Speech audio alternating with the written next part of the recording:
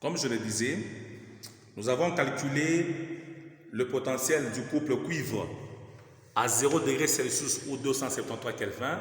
On a trouvé 0,313 volts. On a calculé le potentiel du couple cuivre à 100 degrés Celsius, qui est la température de l'ébullition de l'eau. On a trouvé 0,303 volts.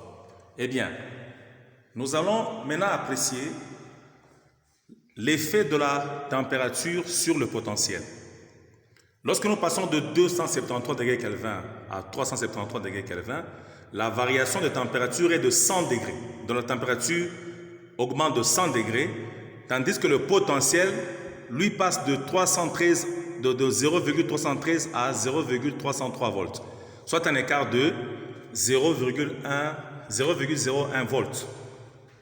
Et si vous arrondissez, bien sûr, au dixième, on se rend compte que l'écart est de 0. C'est comme qui dirait, malgré que la température a varié sensiblement, le potentiel n'est pas très affecté. Il n'est affecté que légèrement. Nous dirons donc, la température n'influence presque pas le potentiel redox. Il ne l'influence que légèrement. C'est la raison pour laquelle, dans la plupart des calculs, nous travaillons à la température ambiante, qui est très bien connue de tous, qui est de 25 degrés Celsius.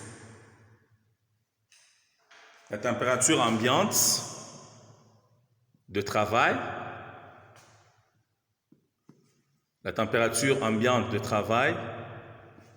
en chimie tout comme en physique, tout le monde doit retenir, c'est 25 degrés.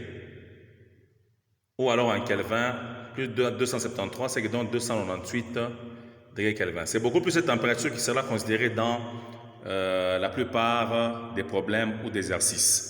D'ailleurs, même la formule de Nernst simplifiée, que vous connaissez très bien, E égale à E0 plus 0,06 n logarithme de la forme oxydée sous la forme réduite, eh bien, elle est établie aussi à 25 degrés Celsius.